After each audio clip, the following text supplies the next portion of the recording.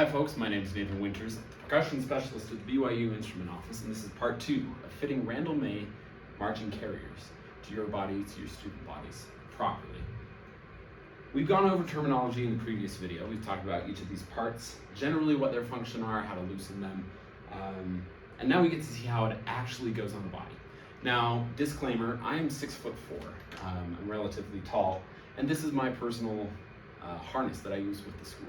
So I will be adjusting it to me, so it will be more spaced out than normal. Typically this is a 2-person operation, the adjuster and the wearer of the drums. It makes it so much easier and makes sure you actually get a good fit. So without further ado, know that this is going to be more spaced out than you would normally see, but that's just what we got to work with. Number 1 is we're going to start with this belly plate right here. One of the things people often get wrong is they just set the harness down on a student or on their own body, and they let it hang, and then they kind of just compress it or let the shoulders drop down, let this drop down, just so that the drum itself is at the right height. We're not going to even have the drums on when we start adjusting. Instead, what we're going to do is we're going to have our students, before they put on the harness, and have them raise up their legs like they're doing a high mark time. That was a little shaky, okay? And as you can see, right here, I have a little crease forming between my leg and my hip. What we want our students to do is raise the leg, fit the finger in right where that crease exists, get it nice and deep in there. And then we're going to set the harness on top. Our priority is to make sure the belly plate does not go below that line. If the belly plate goes below that line, you'll see their legs kicking out the harness, the drums are going to shake, it's going to be uncomfortable to carry. Instead, where that crease is, that's where we want the belly plate. So for me, I'm going to take a drum key, loosen the belly plate down tubes right here. And we're going to pull this down roughly to where that line is on me. So we see where my finger is, about the bottom of my shirt actually. I'm going to pull this belly plate down just a tiny bit more.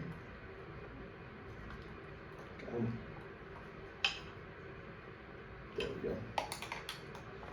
To where it's sitting just above that line. And so now I can move my legs, right? I can move this way. I'm not kicking that harness forward. I can march. That harness isn't going to move. The belly plate is the first step. Before you adjust shoulders, before you touch this hinge, before you adjust these, the belly plate is first. Second, we're going to adjust this contour hinge right here, okay?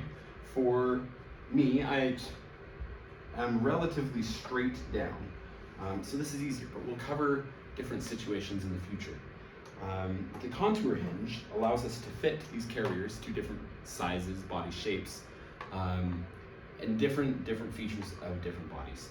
The nice thing about Randall May carriers is even though they're complex, they fit nearly anyone if you properly adjust.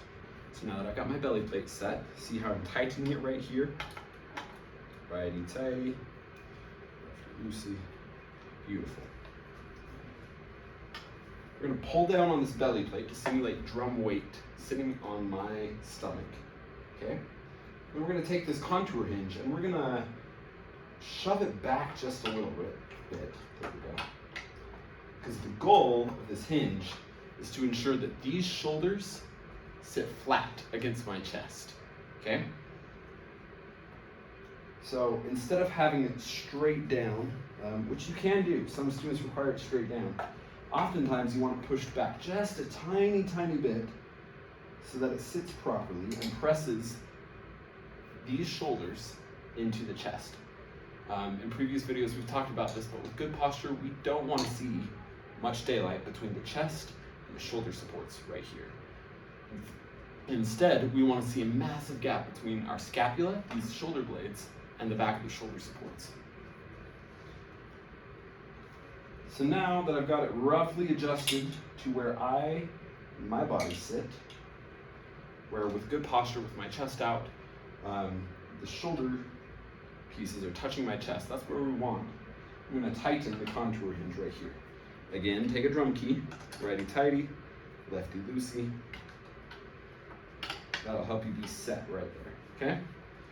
Third, let me get my name badge out of the way. So we're going to adjust how these shoulders are sitting. Now the shoulders are, there we go. The shoulders are a little complex, simply because they can move side to side on these rails right here. These actual supports can move side to side.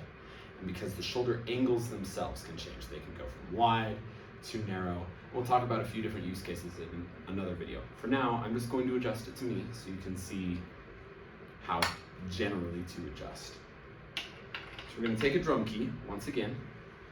To this point, we haven't even touched Allen wrenches. We haven't touched these. All we've done is started with the belly plate, moved to the contour hinge, and now we're looking at shoulders. We're going to take our shoulders, we're going to loosen them with a drum key.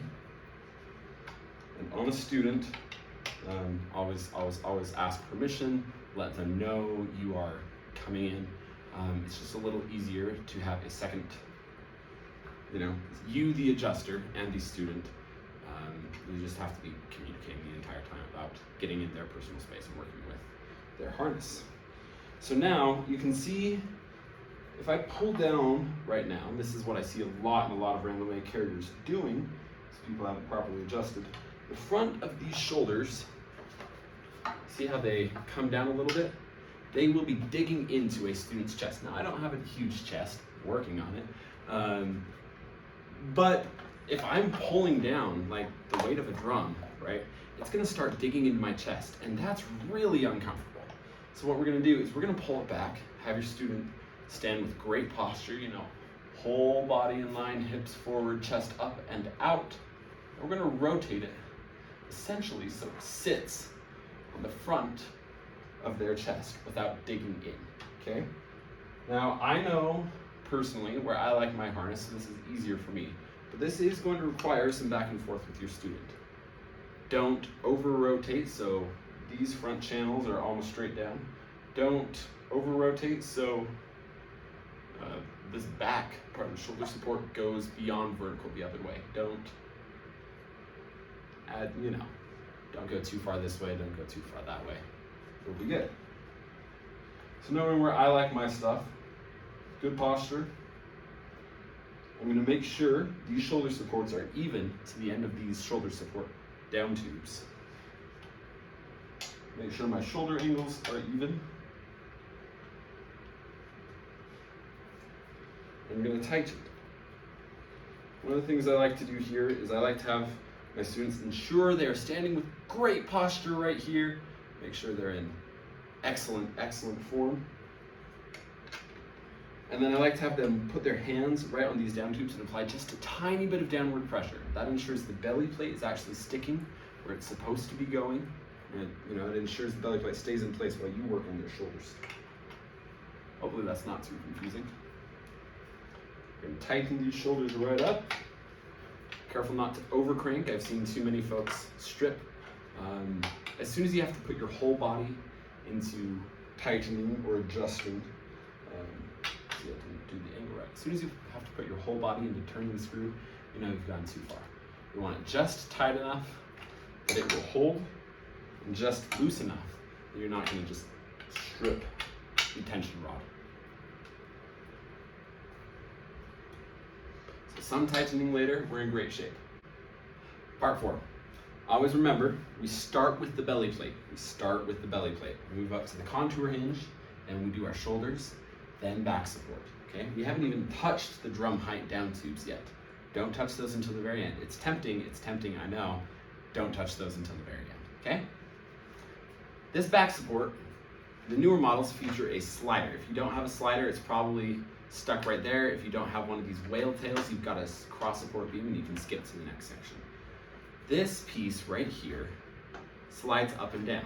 And the reason that's useful is if this is properly adjusted, you can put this harness on, you can put pressure in the back and pull the slider up to where it's helping you out, right? This isn't adjusted to me personally. I don't have a second pair of hands with me as I'm filming this. But if I did have a second pair of hands, what we would do is we would loosen that silver screw right here. Loosen this up, have the student put on the harness, stand with great posture. Always make sure they're standing with great posture. None of this, none of that. Just make sure straight up, chest up and out. Once that's all done, you're going to loosen that. We're going to push this entire plate unit in. Slide up, push in. Make sure it's firm against your student's back, and we'll tighten, okay? I think that's a little too much for me. We'll see. That is a little too tight. There we go. It should be a little tight getting in and out of the harness, but once it's in, oh man, you know it's in. It fits beautifully. So now you can see there's a massive, massive gap of air between the top of my shoulders and the bottom of these shoulder supports. That's important, especially for drummers. You don't want any contact on the back of the shoulders, not only to keep your arms free, but so that you're not placing all of the weight of the drums against the back of your shoulder blades and pulling your spine forward like this, okay? Always, always, always stand with good posture. So, now that you've got the belly plate, the contour hinge, the shoulders, and this back plate engaged, it's time for the drum height. Different schools of thought, different instructors have different ideologies on how high your drum should be. But what you're going to do is, regardless of how high you think your student's drum should be, you're going to take one of these Allen keys. They should be included with your carriers, or you can pick up a set from Ace Hardware. You're going to loosen these two bolts on the down tube, or if you're playing snare drum or bass, the bolts are going to be accessible from behind the belly plate and through these channels right here. You're going to loosen these bolts.